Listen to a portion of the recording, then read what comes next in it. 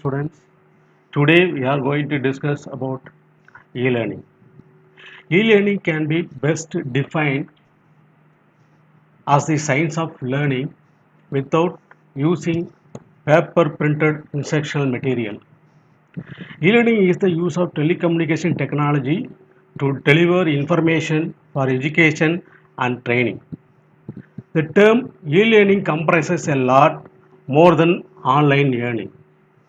So here in the e-learning, E stands for the electronics. There are some other terms also used in e-learning. Those terms are online learning, virtual learning, distributed learning, network and web-based learning. E-learning would incorporate all educational activities that are carried out by individual or groups working online or offline.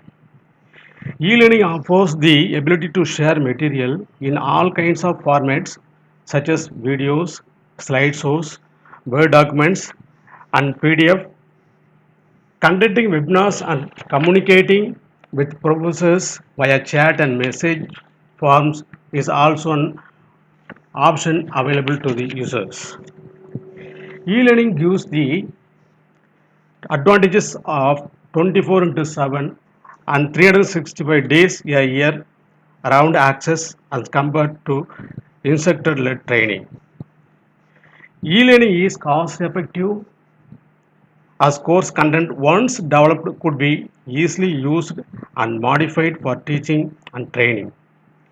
E-learning also provides students freedom from carrying heavy school bags and stop cutting up trees for sake of papers, pencil and rubber.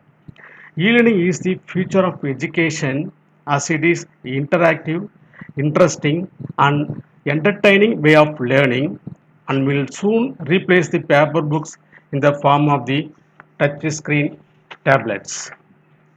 Some of the most important development in education have happened since the launch of the internet. These days, the learners are well versed in the use of smartphone, texting messages, and using the internet. So, participating in and running an online course has become a simplified affair. Message boards, social media, and various other means of online communications allows learners to keep in touch and discuss course-related matters whilst providing for a sense of community. History of e-learning. The term e-learning has only been in existence since 1999 when the word was first utilized at a computer-based training system seminar. Other words also began to spring up in search of an accurate description such as online learning and virtual learning. In 1924, the first testing machine was invented.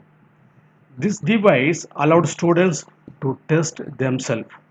Then, in 1954, B.F. Skinner, a Harvard professor, invented the testing machine, which enabled schools to administer programmed instruction to their student. It was until 1960, however, that the first computer-based training program was introduced to the world. This computer-based training program was known as Plato, that is called the Program Logic for Automated Teaching Operation.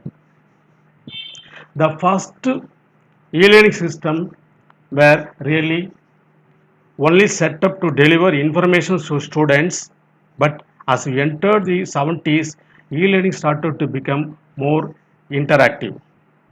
With the introduction of the computer and the internet in late 20th century, e-learning tools and delivery methods expanded. By the early 90s, several schools had been set up that delivered courses online only, making the most of the internet and bringing the education to people who would not previously have been able to attend a college due to geographical or time constraint. Technological advancement also helped the educational establishment reduce the cost of distance learning, a savings that would also be passed on to the student, helping bring education to a wider audience.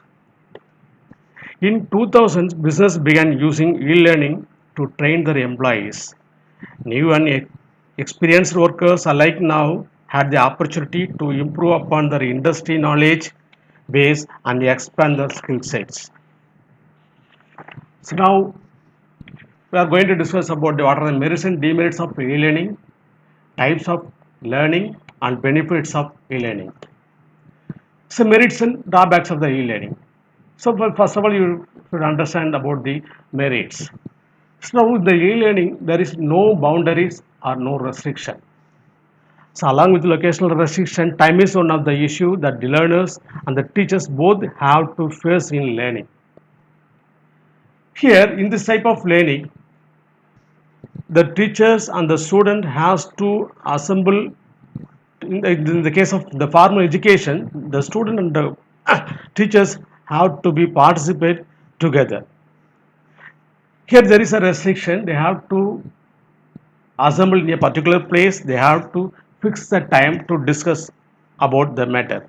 But in the case of e-learning, there is no such a restriction. It facilitates the learning without having to organize when and where everyone who is interested in a course can be present. It's more fun. Here, the design the course in a way that makes it interactive and fun through the use of multimedia or the more recently developed method of gamification. So here the gamification in the sense an educational approach to motivate students to learn by using video game design and game elements in learning environment. This other advantages in the e-learning is the most cost effective. It's a directly cost effective for the learners as well as the teachers. Because in the case of the formal learning, we have to use the textbooks. So most of the colleges or the higher education institutions, after 4 or 5 years, they have to revise the textbook. So in such a situation, the textbook often became obsolete after a certain period of time. In the case of the e-learning, no such a hurdle. So only the teacher can update the required information wherever it is needed. E-learning in education versus corporate sectors. So e-learning allows both student and business executives to learn anywhere and at any time. You can learn from virtually any place with a computer or mobile device and internet connection, meaning you can study from home, on vacation, or in your break. But e-learning is more than about convenience, and there are fundamental differences between e-learning in the corporate sector and in education. Types of e-learning. So basically there are two types of e-learning, that is synchronous e-learning and asynchronous e-learning. What is synchronous e-learning? So example of synchronous e-learnings are online chat and video conferencing. So e-learning tool that is in real time, such as instant messaging that allows students and teachers to ask and answer questions immediately, is synchronous. Here the students and the teachers are having the contact in the same time. Rather than the learning on other own, students who participate in synchronous learning courses are able to interact with other students and teachers during the lesson. So main benefit of the synchronous learning is that it enables the students to avoid feelings of isolation since they are in communication with others throughout the learning process. However, synchronous learning is not as flexible in terms of time as students would have to set aside a specific time slot in order to attend a live teaching session or online course in a real time. So it may not be ideal for the students, those who have the busy schedule. What is asynchronous learning? So asynchronous learning on the other hand can be carried out even when the students or teacher is offline. Coursework and communication delivered via web email, and messages posted on community forum are perfect examples of asynchronous e-learning. In these instances, students will typically complete the lesson on their own and merely use the internet as a support tool rather than venturing online solely for internet. As a student is able to follow the curriculum at their own pace without having to worry about the scheduling conflict. This may be a perfect option for users who enjoy taking the time with each lesson plan in the curriculum and would prefer to research topics on their own. Here, there is a little you can say that the, one of the topic is the positive aspect is students they can learn according to their time schedule. There is no restriction. Whenever the teacher wants to teach, they can teach or they can upload the matter, and the students whenever they need they can listen from the according to their own time schedule. Technologies used in e-learning. E-learning makes use of many technologies, some of which have been developed especially for it. So most of the time they're starting with the use of email and instant messaging, messaging forum and social networking are the most of the technologies used in e-learning. E-learning makes good use of database and content management system technologies. These two works hand in hand to store your course content, test result, and student records. The data is stored in the database, and the CMS provides a user interface for you to add, update, and delete data. A good learning management system will often provide reporting tools to generate and store progressive reports. Why are tests and quizzes a vital part of the e-learning? Nowadays, due to the COVID-19 pandemic, so most of the arts and science colleges conducting quiz programs is one of the example for the e-learning. Tests and quizzes plays an important role in e-learning and provide an array of benefits for both learners and the instructor. So some of the more benefits in the e-learning is less work. So e-learning alleviates the need for testing to be done at a specific hour, but it also makes testing a hassle-free task as corrections are automated with the learning management system. In the cases of essay questions test, e-learning systems are usually equipped with keywords tracking tools that grade depending on what has been mentioned in the essays. Unique testing system.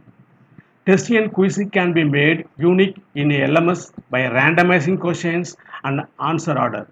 This is especially useful when a learner has to redo a test which he or she previously had poor performance on, so that the test is not completed by memory but rather by actually